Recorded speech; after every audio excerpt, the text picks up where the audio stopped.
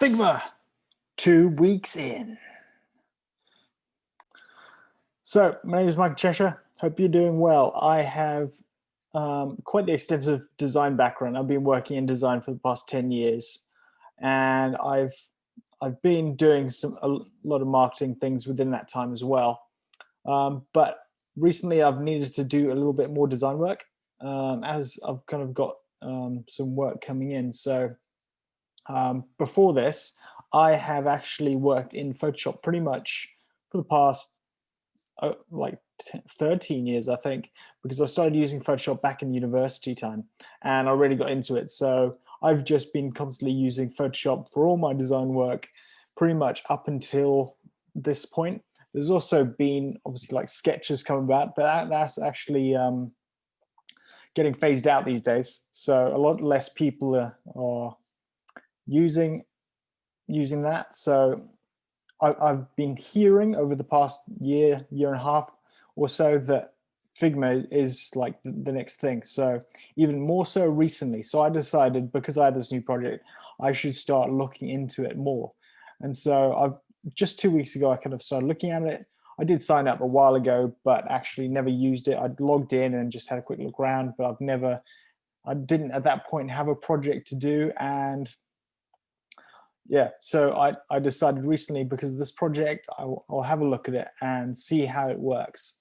So in this time, it's been very interesting because I've been an advocate for design systems and kind of user style guides for a while. It's probably like the last 5 years or so, as I've kind of seen it in this very early stages, and I could realize this was a very important aspect of designing applications, websites, anything like that, just to bring in more consistency and kind of showcase how you can make your website, your app more unique and allow users just to understand that better. Because I've said this before in a previous video, that like user experience is so important because of things that happened in the past when I was kind of like doing some traveling.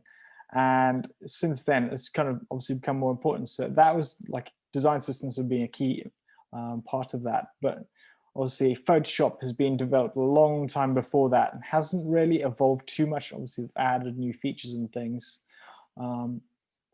but they haven't really latched onto, because they're kind of, it's a jack of all trades kind of application that wants to do everything. So they haven't really focused in on anything like that. So Figma seems to have actually produced a decent application that solves this problem of creating design systems for user interface designers and UX designers and product designers, I could say. I kind of try and fit into a bit of all of that, if you will. So yeah, this Figma really covers that area, because one of the unique features is the fact that you can get a color, you can get a like typeface and font size and headings, all the different size headings, etc.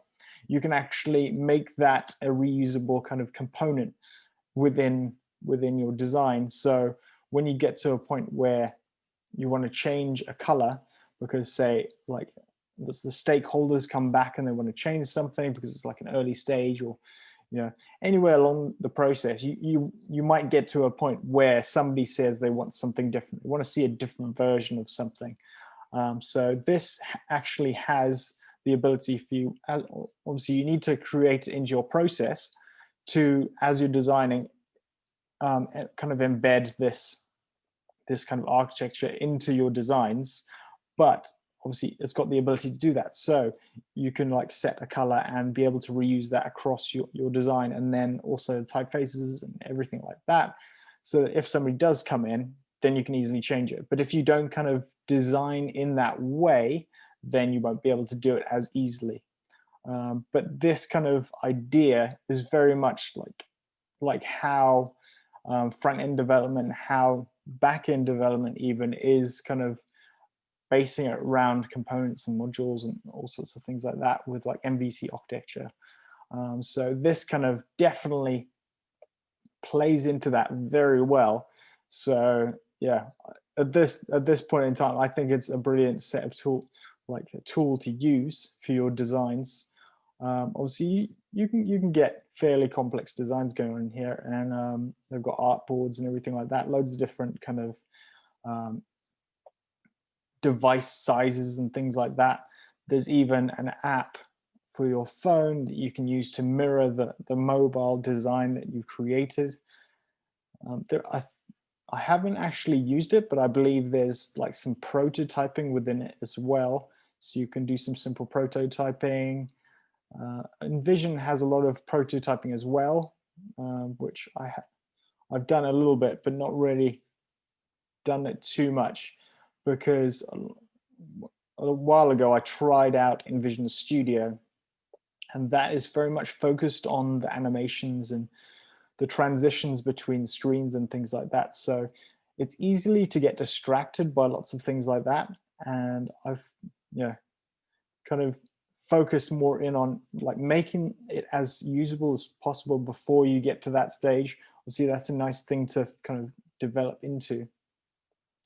But when you've got limited time resources, it's probably best to focus on the design side, which is what Figma allows you to do very well. So that's what I kind of think of it. I'll add a link to Figma down below so you can take a look as well. If you found this really useful, it would be awesome if you could leave a comment down below. Subscribe if you think you'd love to see more of this stuff. I'd love to hear any of your thoughts. It would be great to hear you and hopefully evolve this together. Yeah, peace out. Have a great day.